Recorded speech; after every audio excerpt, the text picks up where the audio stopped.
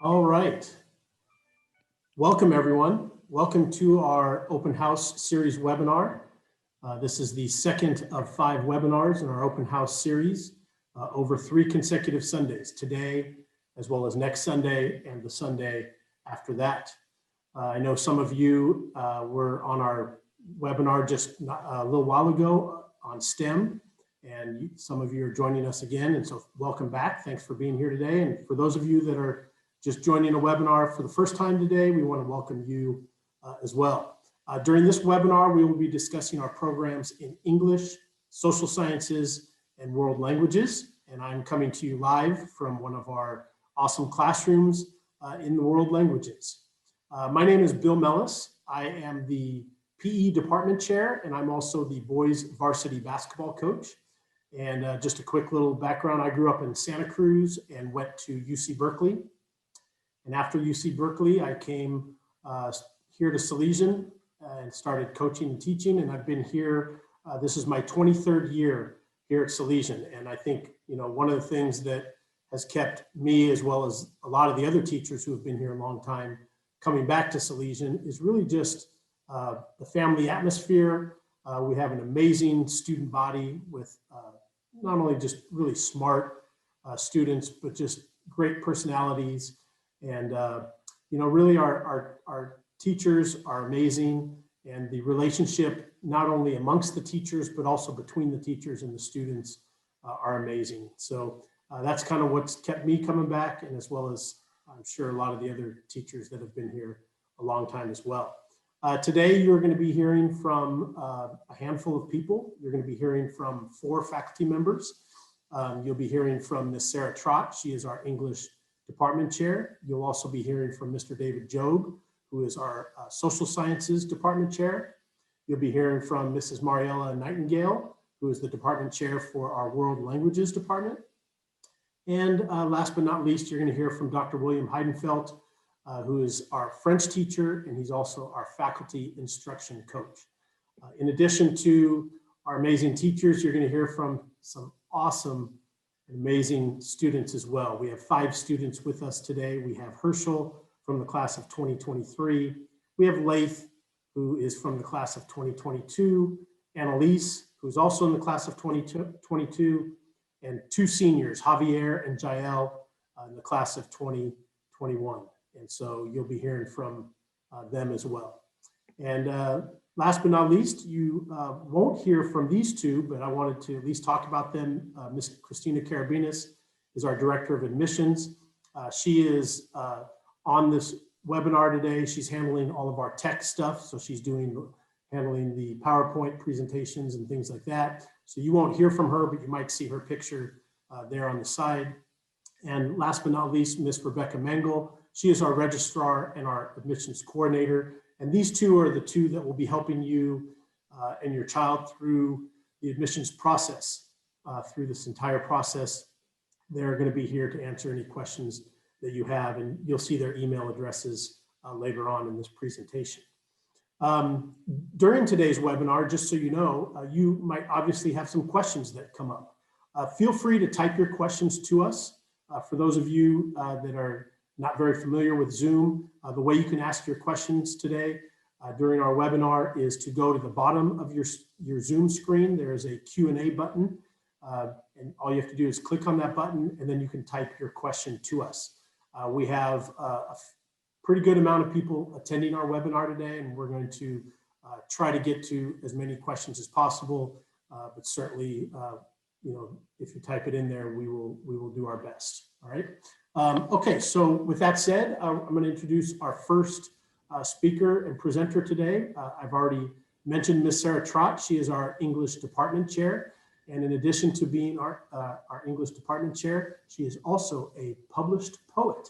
And she's going to talk to you today about the English department. So here is Ms. Trott. Thank you, Billy. So I'm Ms. Trott. Thank you, everyone, for being here. I'm the head of the department. I also teach creative writing, AP language and composition, and English 3. I'm going to talk a little bit about courses and curriculum first, Writing Center, Podcast, and Tabard. And then I actually have 2 great students who are going to answer some questions about some of those details. So starting with courses and curriculum, we offer AP and honors classes at each level. So for freshmen and sophomores, it's an honors course that they can elect into. And for juniors, it's AP language and composition. And the senior level AP course is AP literature. So those are our honors and AP offerings. We also offer creative writing, which I mentioned I teach. And on the picture here on the slide, on the top left and the bottom right, there are two students holding books. And those are artist books that we culminate the year by making. I teach students bookbinding and they make an artist book. So that's an example of something from that class. The other images here, the Gatsby, Myrtle Wilson, Pearl, and Hester are all examples of student work where students were asked to illustrate a character and talk about character development, talk about character symbolism. And rather than doing it only in analytical writing, they're also being asked to do it visually and strengthen some of those other skills as well. Going to Writing Center, basically, the Writing Center is a student staffed writing center for after school assistance for any student who needs it. And Jael is going to talk more about that in a moment. Right now, we are doing it virtually twice a week. Before that, it was in a classroom after school. And again, Jael will say more.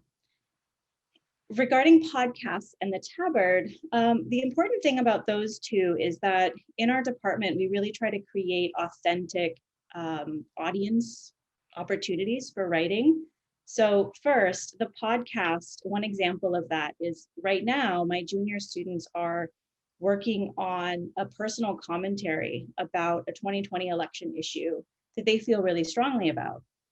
And they're going to create an audio recording with podcast elements to it.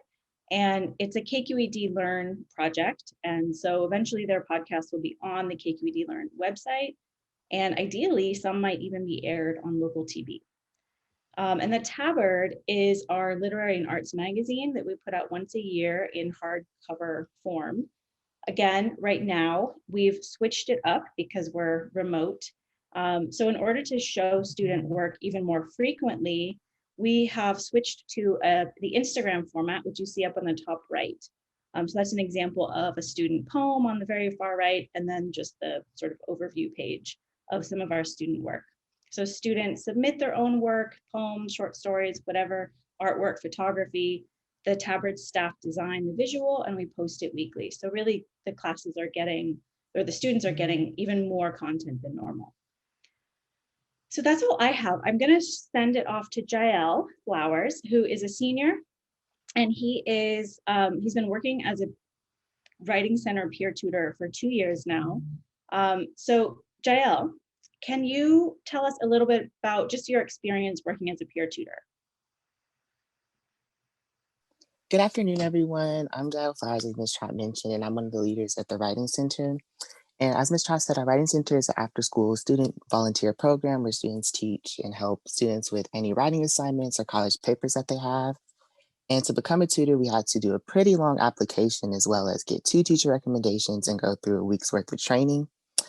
My personal experience with the Writing Center is it's pretty amazing. I've been learning how to really work with students and understand the different problems that people may have and how to assist them.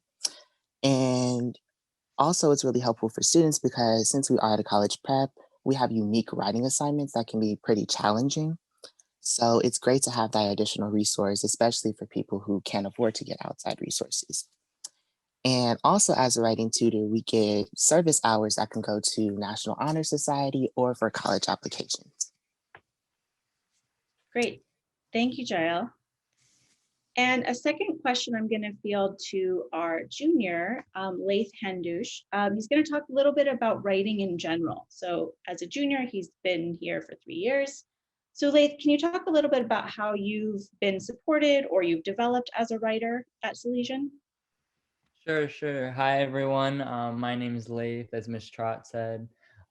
So every English and writing class I've taken here, they've taught me like very unique skills that have helped me improve my writing and like kind of like comprehension skills.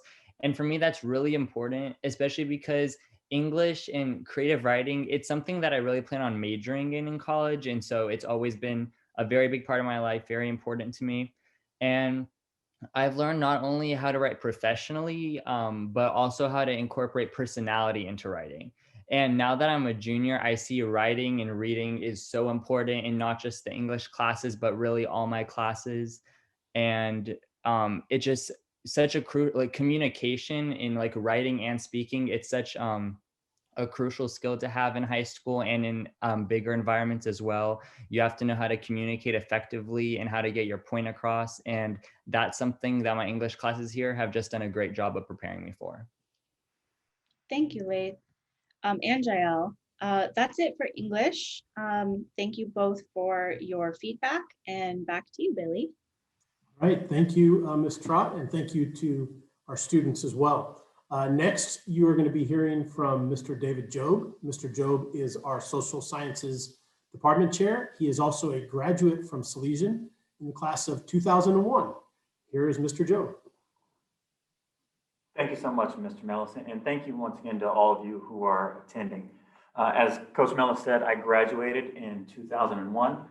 I currently teach world history and psychology, and I'm going to talk a little bit today about our courses and our curriculum, our department goals, and then about kind of our high flex schedule and our remote learning. Obviously, it goes without saying, this has been a pretty difficult time for parents, for students, for the country, for the world, really. And I feel very fortunate that during this transition, we had a very forward-thinking, not just faculty, but admin and an entire learning community. Many people don't know this, but we were actually prepared to go online prior to the order for us to be online. And so because of that, we had our administrators talking to us, and we have what seemed to be a learning community that was sharing and reaching out to each other on an hourly basis when we did go online. And that really made our transition much, much smoother. Our goal was to keep the rigor in our academics, but also understand that there's a human element, right? Not everybody was prepared individually to be online. So we had to adapt ourselves, not just with our instructional strategies, but understanding that sometimes people's Wi-Fi might go out. Sometimes people might have Zoom fatigue. It's a real thing. Some of you may be experiencing it now if you went through our previous webinar. And we really tried to understand it and kind of have a good compromise with our academic expectation, with also our human element. And our department really actually, I feel, had a very successful transition online. We use a multitude of instructional strategies already, but the basic day for each student in our department kind of has an intro, there's the meat of the lesson, and then there's some form of a recap. And that takes a variety of different looks. So what we do is we'll have videos, we'll have skits, we'll have journals, group work, paired writing, group edits. We have a lot of different instructional methods that we use, and just about all of those transition online. So when our students went online, they could still do group work. Zoom has breakout sessions. We could still do edits because we could share our screen. We could still watch videos. We could still talk about the issues that needed to be talked about, as well as still lecture, right? So I feel that we had a very successful transition online, and we have a very rich curriculum that we've developed. So the most difficult thing about transitioning online is making individual connections. And this may shock some of you, but history is usually probably in everybody's top 10 when it comes to academic subjects. Of course, our kids take 6 classes, so it falls somewhere after lunch or recess. So making those connections really gets us to engage our students. Well, when you're in a Zoom class, you don't have the same opportunity to have that individual instruction, that interaction, that kind of rapport that gets created with teachers and students. And that's one of our great selling points here at Salesian, is how much we connect with our kids. And so one of the ways we've made an effort to connect with our students is maybe taking longer for attendance early in the year. I teach freshmen. So when they come in August, they don't know me, they don't know their classmates for the most part. And so it's already stressful. When you add on to that we're online and remote, it's even more stressful. So I take time, not every day, but many days throughout the beginning of the school year to simply ask questions. That way the students get to know their classmates, I get to know the classmates, and I can kind of have an individual relationship with each one. It's not the same as it is in person. However, it's going pretty well. And this is really vital because, you know, I'm blessed personally to have a great community that supports us. I have department members, Chris Malixi and Gabe Rose, that are really rock stars that constantly are searching for ways to make this content more accessible, but also more meaningful to our students. And we do that in a variety of ways, as I alluded to earlier. But really what we're trying to do, if we are gonna break it down into just the basic goals of our department, we try really to make connections to the past. We try to apply lessons throughout history into our current day. And we really try to explore current events through a historical lens. The biggest component that we try to bring into our classroom in social sciences is we want to empower our students to be active participants in a changing world. It's really easy to sit back and kind of view the world as something that happens. But we really want our students to take part and see that they are active participants. And they do have a role to play, even though they are teenagers and maybe don't necessarily see themselves as having a large role. As freshmen, they take world history. Juniors take US history. Seniors will take government economics. All three of those levels have honors and AP components. So students that want to challenge themselves, they're absolutely able to challenge themselves. And then we also offer electives. And those are typically given based on student interest. Ultimately, when it comes to the academic side, whether we're doing videos or discussions or anything, is we want our students to be ready to meet the demands of the university level. We do that in a variety of ways, but basically what we've come up with is the most important element is being able to break down information and then to express ourselves verbally as well as in the written work. So we spend a lot of time breaking down primary and secondary sources. All of our students are expected to be able to write for college by the time they leave. We've scaffolded our research instruction throughout their 4 years. And all students every year in our department are expected to construct a research paper. We do this with online databases, citing sources, following all the same format that they're going to have to follow when they get into college. Really though, when it comes down to it, the connection's important, academics are important, and our ultimate goal is that we want to strive to educate the entire student. We want to reach as many students as possible on an individual level so that they understand that academics are important, but also the world around them is something that they are going to be involved in. And so we want to produce people who are academically excellent, but also socially responsible once they leave. I want to thank you guys. That's my time for now. I look forward to answering any of your questions. Coach Mellis, I'll send it back to you. All right. Thank you, Mr. Jobe. I taught Mr. Jobe my first year. That's a long time ago. So I've been here a long time. Speaking of someone that's also been here a long time, is our next speaker. That is Miss Mariella Nightingale. She is our World Languages Department Chair. She is the longest tenured World Languages teacher here at Salesian.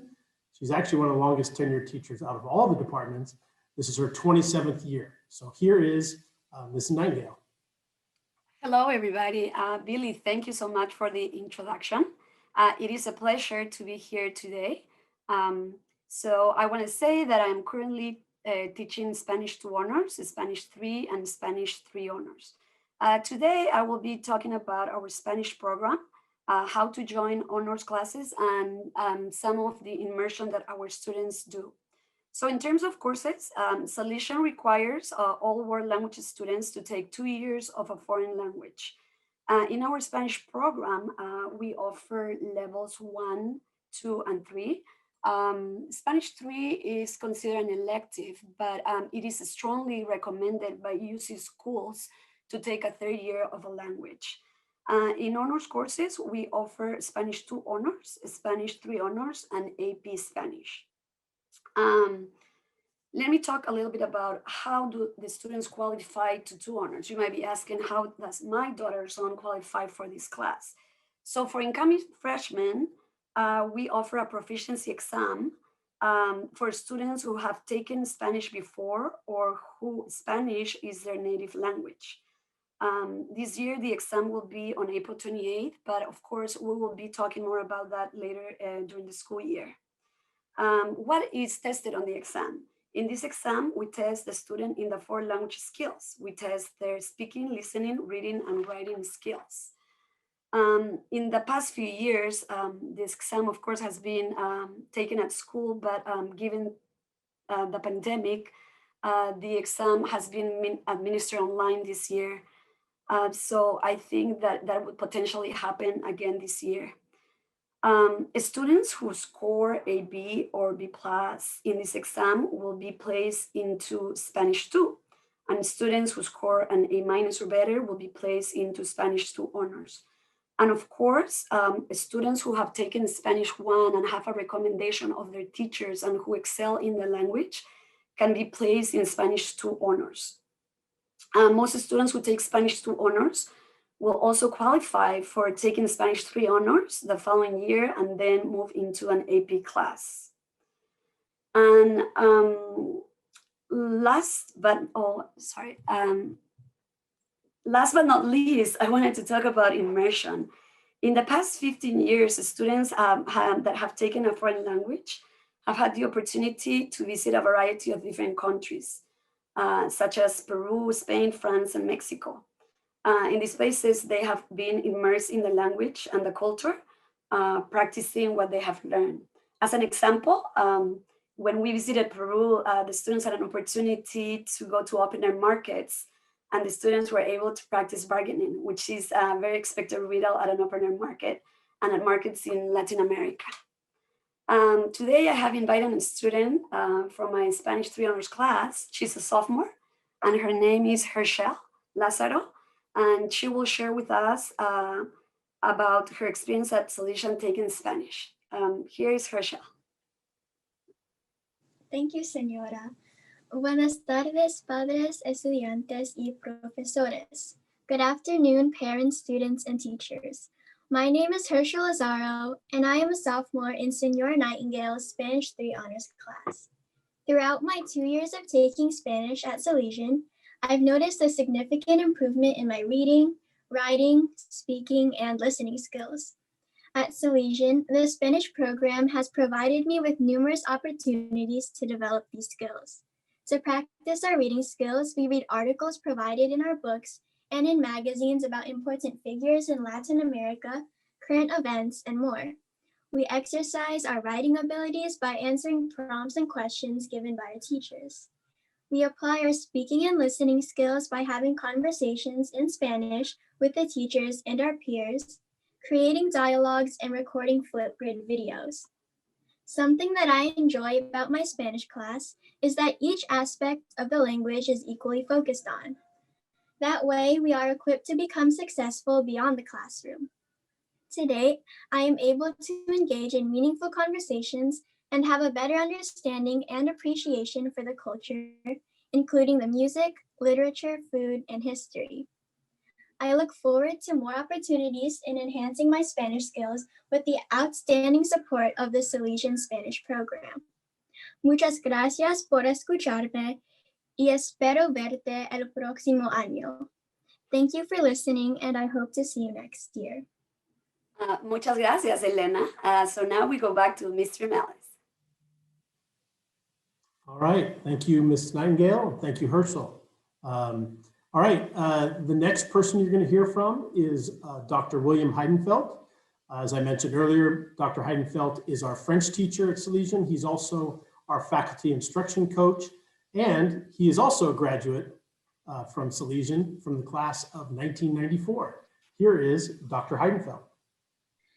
Bonjour tout le monde et bienvenue à notre présentation. And thank you, Billy, for that welcome. And also hi to all my colleagues and to all of our students. My name is William Heidenfeld, or Billy Heidenfeld, Professor Ash, as many of the students call me. And I wanted to tell you a little about our French program and actually how closely we work with our Spanish program, including with some travel we've done in the past. You'll hear a little bit more about that from one of our students in a few minutes.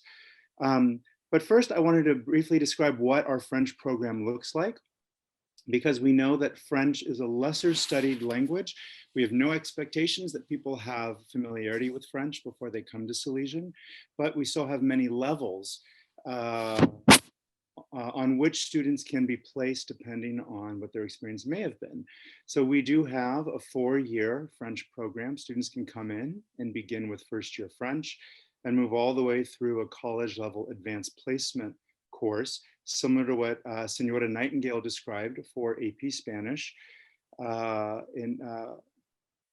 during which time students work on all different linguistic levels, preparing to take a test to see if they can earn college credit for having taken the language.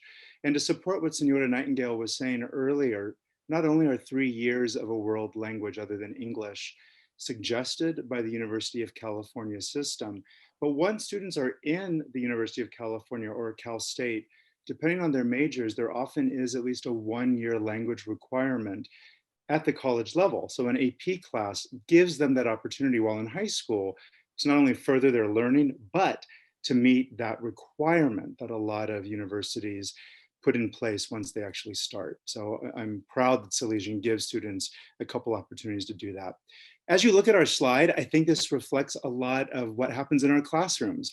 So a couple things I wanted to talk about is, if you look at the top left picture, you'll see a mix of students all kind of huddled over desks and looking at screens, and you see flags of different French-speaking countries and regions there.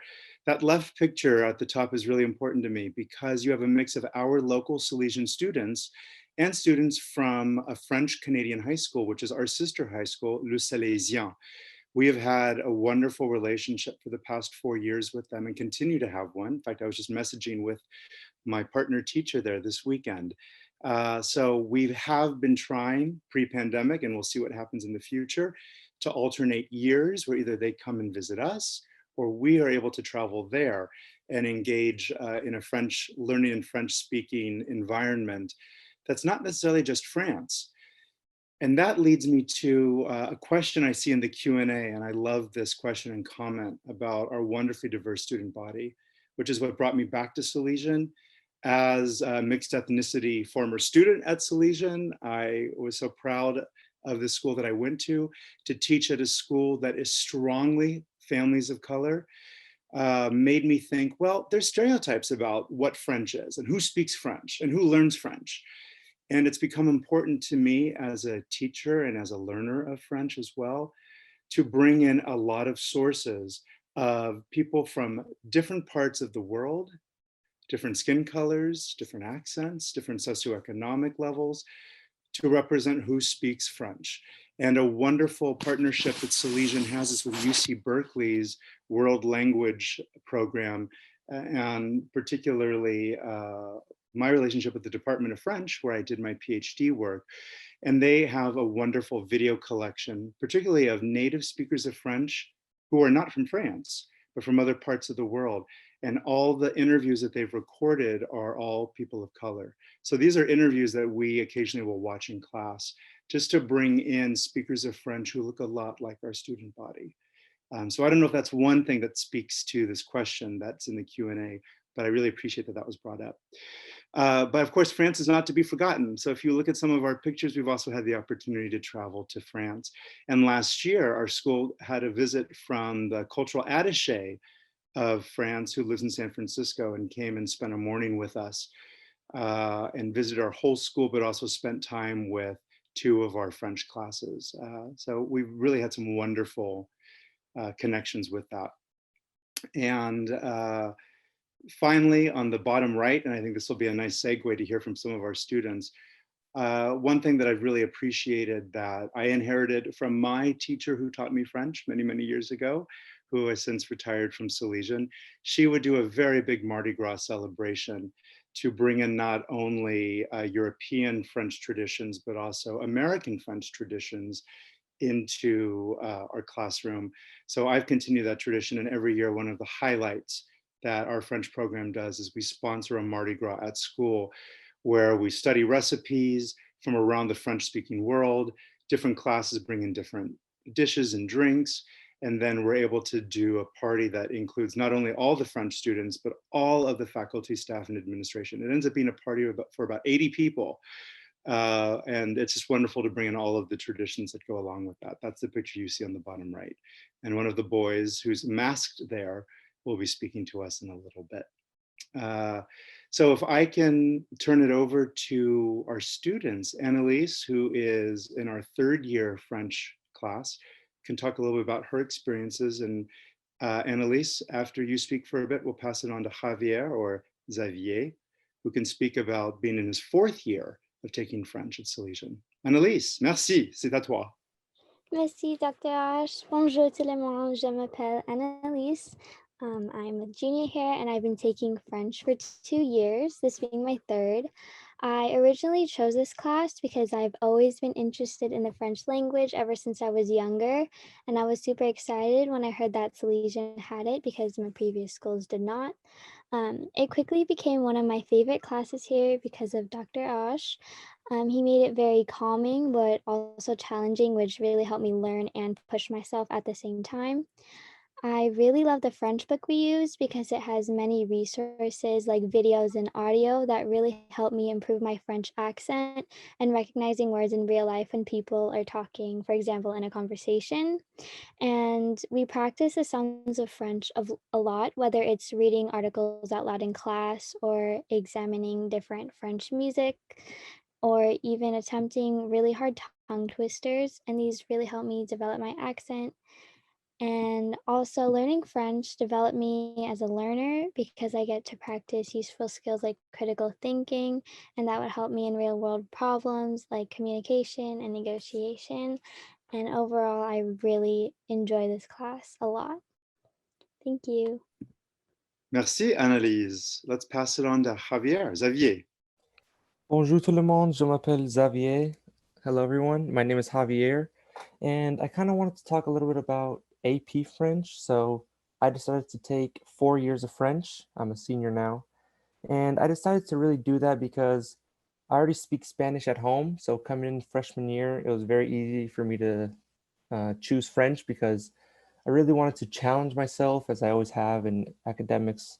So I decided to take AP French this year and French 3 last year because I really didn't want to leave like French halfway done. I wanted to get as close to fluent French as I could. So I decided to take 2 more years of French. And honestly, it's been a really, really great experience, especially I was blessed enough to go on to the Spain and France trip. So we went along with the Spanish speaking group. And that was really great for me, especially as a Spanish speaker already. I got to experience Spain in a whole new way and all the different accents there, which were a little confusing, but a great experience.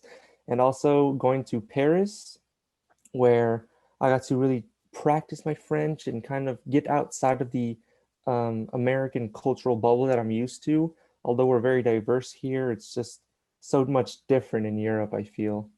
And I'm just really grateful for the French program being at Salesian because it's really given me an opportunity to expand my linguistic learning overall. Thank you. Merci, Xavier. Billy, I think it's back to you. All right, thank you, Dr. H, and thank you to the students as well. So now, some of you have been typing in your questions throughout this webinar. We really appreciate that. And we're going to try to get to some of the questions right now. So we're going to have a quick little question and answer session. And so the first question is for Ms. Nightingale. Looks like, what makes Salesian's World Languages program different from language programs at other high schools? Okay, that's a really good question. What makes the Salesian World Languages program different from other language programs at other high schools? Well, I can say that as Salesian, we are acutely aware that speaking a foreign language requires much more than knowledge of basic grammar and vocabulary. For us, foreign languages and the cultures they represent are reflections of each other. We believe that the ability to speak and interact appropriately in a given culture is a very important part of communicating with competence in that language. So as a department, we meet weekly to ensure that we're coordinating to develop an appropriate world languages curriculum at all levels. I would also like to add that in addition to holding weekly meetings, our teachers are constantly attending professional development workshops to enrich our program with the latest methodologies and updates in second language learning.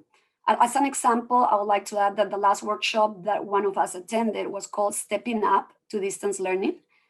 It was a workshop that, given these unprecedented times, it provided us with a new perspective on how to evaluate the students more effectively in the language classroom.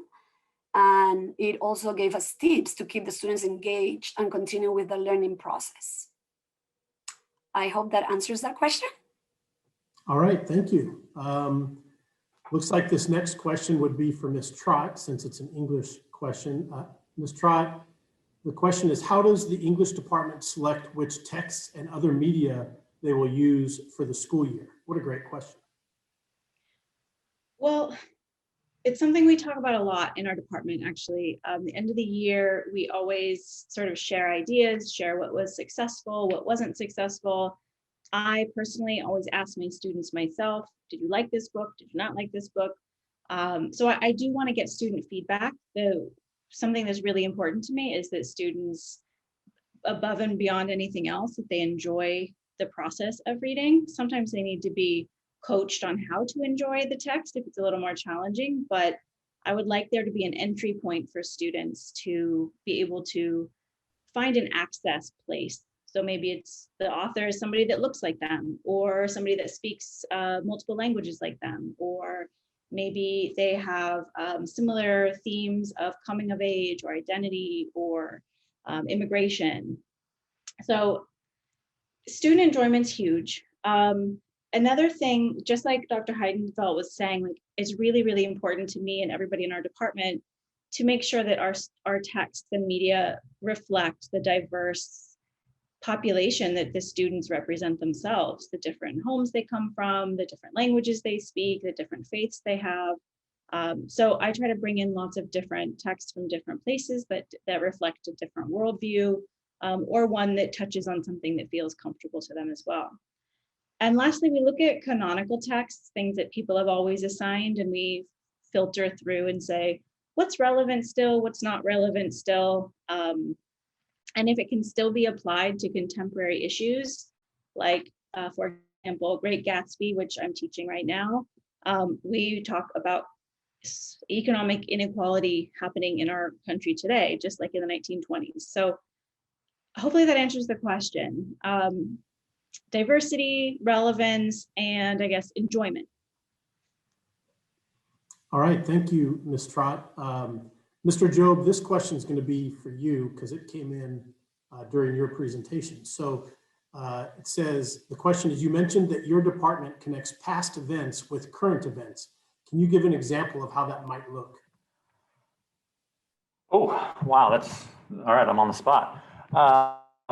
I will, and I'm gonna, that question's actually a really good one, and I'm gonna tie that in if I can with, and I hope I'm saying your name right, Karen Joven, who sent in one of the questions that's already been alluded to by Dr. H in our Q&A. I'll give you an example from a few different classes. For my world history class, we're about to discuss the Enlightenment. And for those that don't know, the Enlightenment is a philosophical movement that is a reaction to kind of too much centralized power of monarchs in Europe. Before I bore you on any of that, one of the things that's discussed in there, one of the topics is the concept of direct and indirect democracy. And so whether it's representative democracy, so I elect somebody to represent me and speak for me, or do I get to have majority rule? And so there is a lot of misrepresentation or a lack of understanding frequently with how our structure is set up and why our system is set up the way it is as far as the combination of both. Both are needed. right? And, you want representation, and you also want the people to have a direct line of communication to government. And so we use that in world history to kind of examine the way our current structure is set up. And so I'll give you a more concrete example.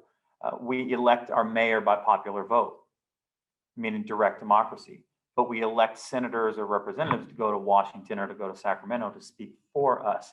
And our check on power should be expressed through our voting in or voting out of those representatives. And so it reinforces our departmental goal of wanting active participants in society around us at large. So that's kind of one of the ways that we would kind of take what is happening around us, in this case, elections, and apply that to the curriculum and why that is so important. And to address specifically the one from Q&A, you may have heard, you may not have heard, that there's a discussion about the 1619 project from the New York Times. Nicole Hannah-Jones was the spearhead on that.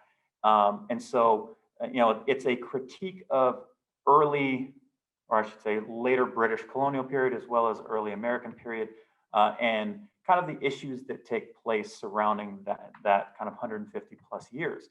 And so, we may bring in maybe an essay from that project, but we also may bring in, say, one of the critiques written by Gordon Wood or James McPherson, and have a dialogue about what we notice about what are the points that are being made, what's the critique, what is the point, what's the overall point of this project versus what's the kind of the specific goal of this one essay.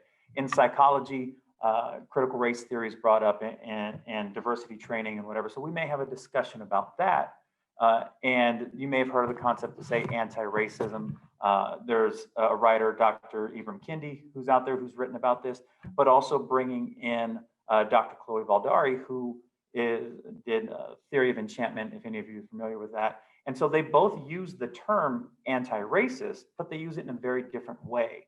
And so exposing our students to people who have varying opinions on certain topics that maybe use very similar verbiage, and applying them to, say, social issues like many that we had over the summer.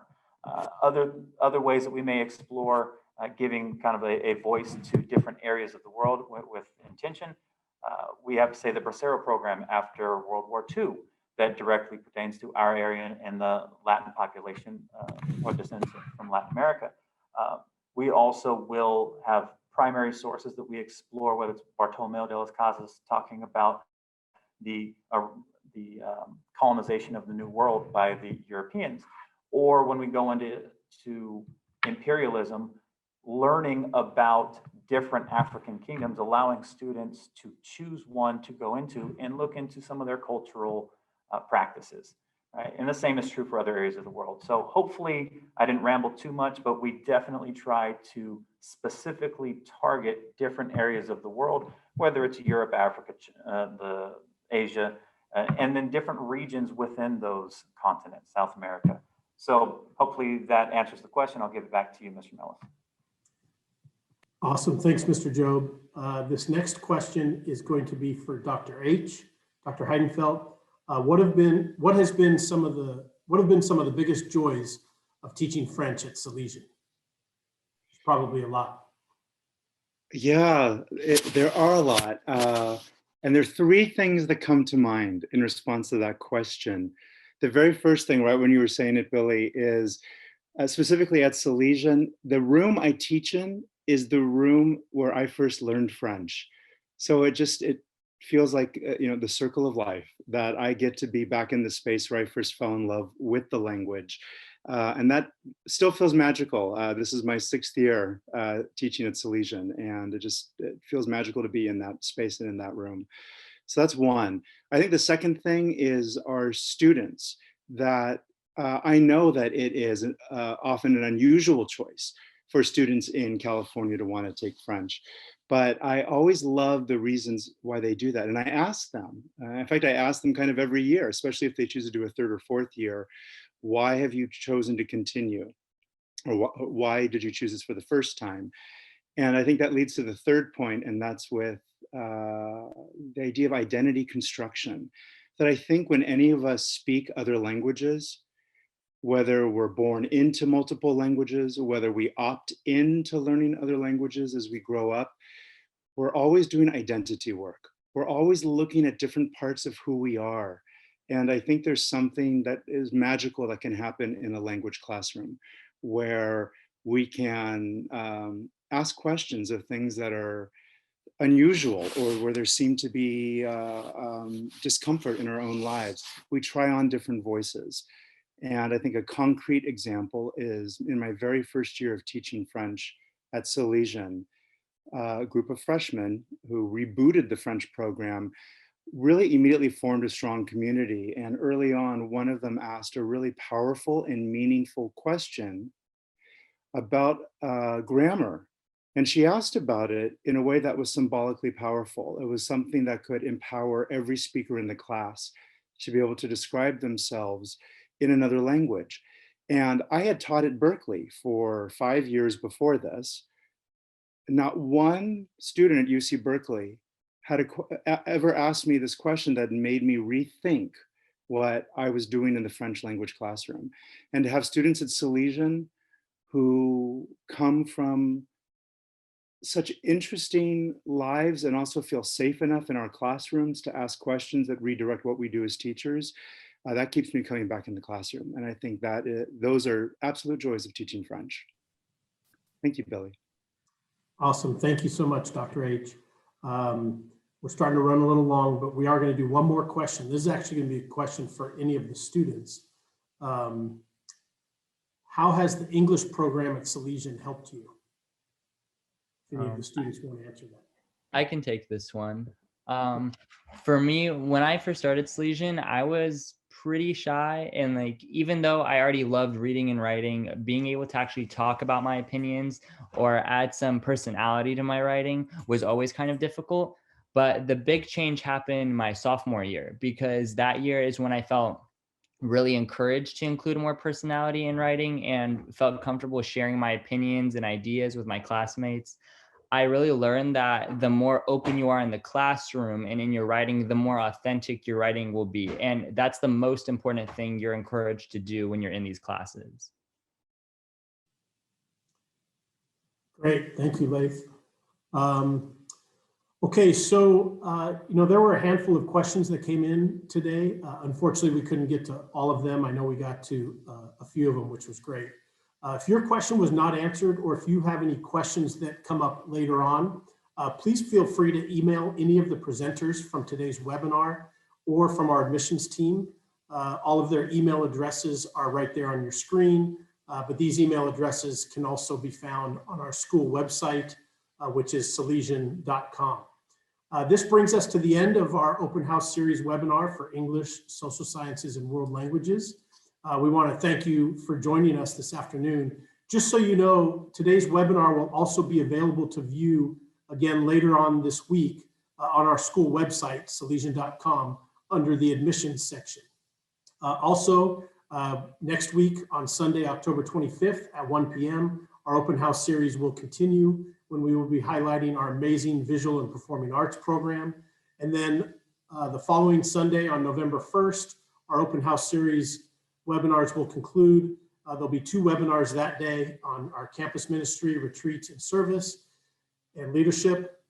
And the second one will be on athletics and our co-curricular activities.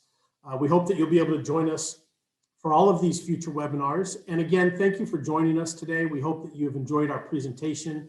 And we hope to see you again very, very soon. Have a great rest of your day, and you take care.